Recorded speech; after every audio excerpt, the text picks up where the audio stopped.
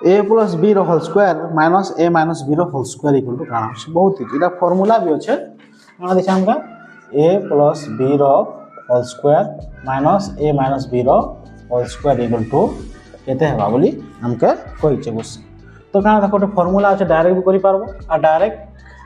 देखो formula direct कर हला जदी फार्मूला जदी भूली जिवो बोले वाला a plus B whole square तो जानि थिबो फार्मूला काना a square plus b square plus 2ab okay minus का माइनस ए minus B whole square formula तो बहुत समझते जानि थिबो a square plus b square minus 2ab okay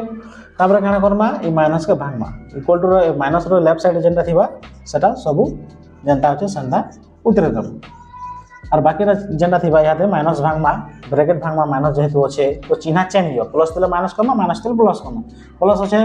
minus minus minus होचे प्लस ओके